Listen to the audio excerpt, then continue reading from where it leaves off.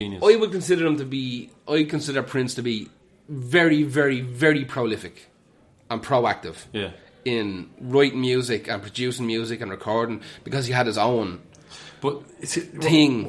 He is an incredible dancer, incredible singer, incredible rapper, and incredible musician. So that's a Michael Jackson all in one. So, well, except Michael Jackson didn't really play any instruments. Yeah.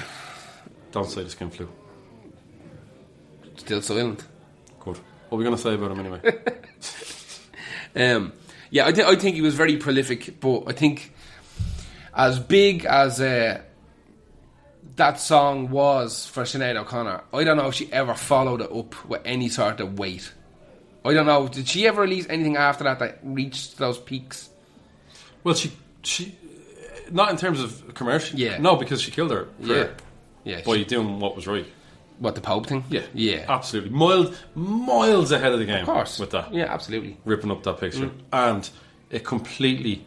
It screwed her, yeah. 100%. Absolutely screwed her. That's dedication for you. And that's the fact that she... That's why you would 100% believe that story about Prince. Yeah, quite possibly. You would absolutely... She doesn't come across as someone who lies about stuff like that. Yeah. Like she's so super... confrontational and raw, and honest about stuff like that. I completely believe that story about Prince. Yeah, and it's backed up with other stories. Apparently she was summoned over, and it just got fucking real nasty real quick. And because he would have been like, "Sit here, do that." Oh yeah, she's like, "Nah, you're you're all right." Yeah, you big tick. Yeah, you big purple bastard. Yeah, exactly. What is going on? Yeah.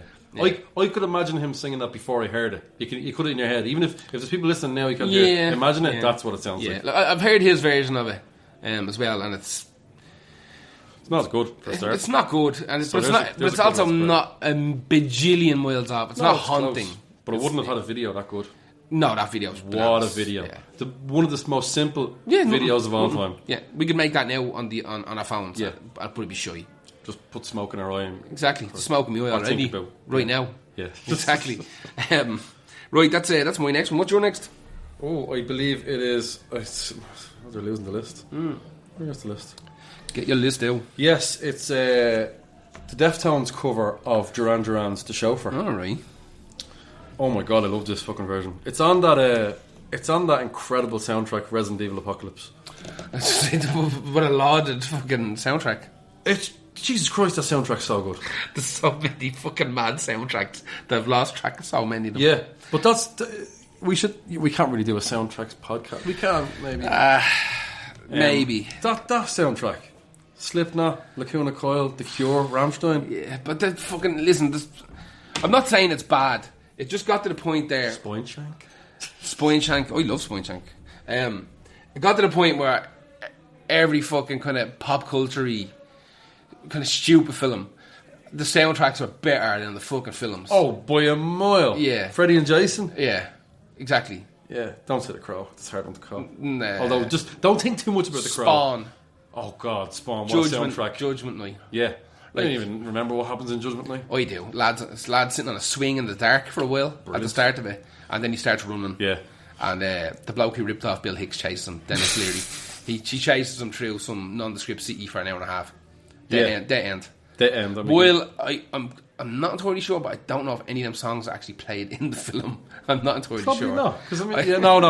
I'm pretty sure they are. But if they are, they're on like a radio in the fucking courtyard, you know.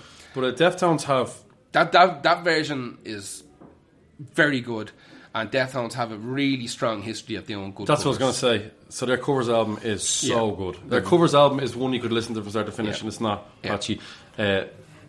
It's for me, it's better than the original because the original is incredible. Duran Duran song. Yeah. Duran Duran are so much more talented and creative than people give them credit for. Based on their singles, to be fair, like case in point, at the gig, some absolute mutants beside me just kept shouting, "Play Rio, play Rio." I'm like, they will. Yeah. But listen to everything that's happening here. Think that, and when you go and hear Duran Duran live, they heft up their songs a little bit, like Planet Earth and Something I Should Know wouldn't have been one of my favourite. Yeah. Is There Something I Should Know wouldn't have been one of my favourite. When I heard it live, it has a different form to it. Chino sings a lot like him on this song. He copies his vocal pattern, and he doesn't really sound. It's the most different you'll hear him. But then you can start thinking, oh God, he has some similarities anyway to his vocal pattern. You would, yeah. The difference between this song is it has that big breakdown with the guitars, and when it comes at the perfect time, and it's very satisfying. And it's the problem with going back to listen to the original, it doesn't have that guitar kick in. You start missing stuff. You miss that, but it does have the kind of fluty solo out in forefront of the original, which is better. But like you said, Deftones, amazing track record for great covers of songs that they genuinely love, and they cover songs I think that influenced them, and that makes it easier for them to translate they've to their got own. Smith's covers and everything. Like they've got a bunch The Cure. of stuff. Yeah, and it makes it easier for them to translate into their sound if it's coming from somewhere where they took it anyway. I think Deftones have such a unique style as well. I'm not a mad Deftones fanboy. I like the first 3 records a lot, and I like bits off the later ones. For me, they got a little bit too dreamy. Yeah, I get that. They kind of had they lost that absolute like banger edge.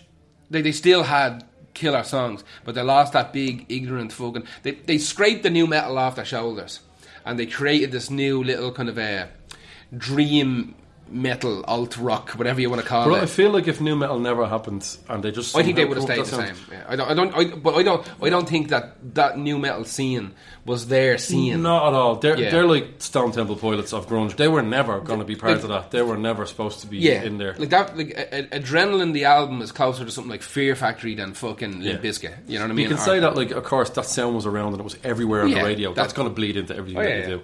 And you're young and angry, and that's what it is. Of course. But they are such a good band that they were always going to go, I wouldn't say experimental, but they went, like you said, Drew. But even the later albums, there's some extreme, there's some extreme heft on that. Oh yeah, there is. Like, yeah. Really, it's just, for me, they brought in this kind of wishy-washy is the wrong term, but it's the way my brain describes that. It's almost shoegazy stuff mixed in with it. Yeah, it is.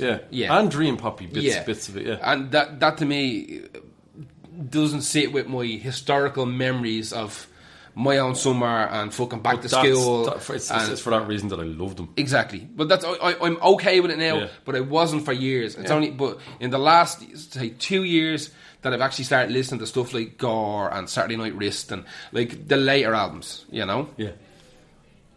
Yeah. So what's your next one? My next one is Heard Through the Grapevine by The Slits. Yeah, not the Creedence one, The Slits. The actual Slits. The Slits. That is one of my favourite covers. It's one of the greatest covers ever made. I love it. I consider it to be not better than the original, but on par with the original. It's definitely, for me, better than the Creedence one, but it's really hard to call it as anything better than the original, because the original was just, Yeah, bananas. There was also another version of it on the Friday soundtrack, which had this weird vocoder one. Do you remember that? Really grapevine. Vaguely. It was like a cool little take on it. Vaguely. But the Slits version came out in 1979. Just with the drum roll intro. It's just after the. Oh, sorry. There's a vocally kind of.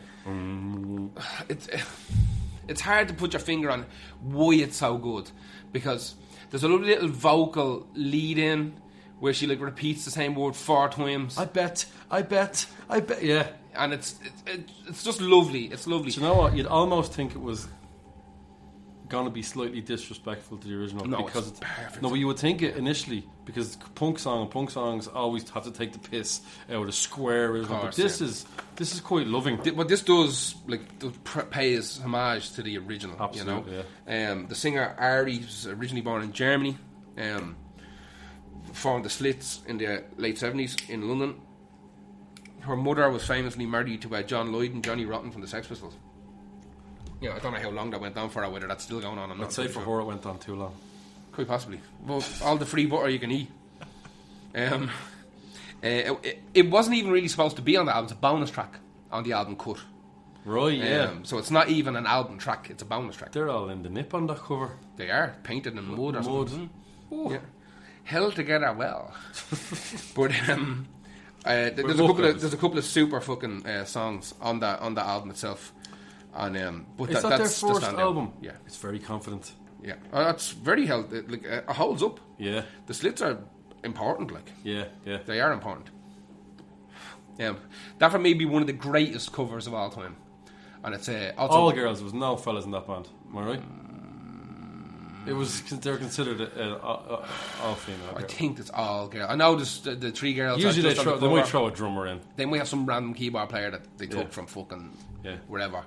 who can be on tour They for were this ballsy, tour. they're really ballsy band. But yeah, they could play. Everyone came together well. It pays respect and homage to the fucking original. Yeah. But it has its own flavour to it. Love her voice as well. It's a really good. It's punk, but it's not shy. Well, and I'm not a big fan of punk, and I think punk gets away with being shy on purpose sometimes. But her voice is held together.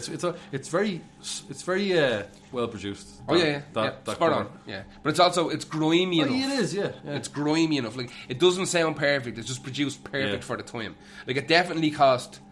Oh yeah, more than 20 quid, but less than 50 quid to make. You know what I mean? It's that like fucking 3 stars instead of 2. You know. But yeah, that was my one. What's your next one? My next one is. This is a mad one. It's Devo's cover of Rolling Stones' "Can't Get No Satisfaction," which is the most different version to the original. I like when something is different, but you know, much like when Tori Amos covered like "Rain and Blood" and "Smells Like Teen Spirit," you can make it different and then not good. And I didn't think those were particularly good.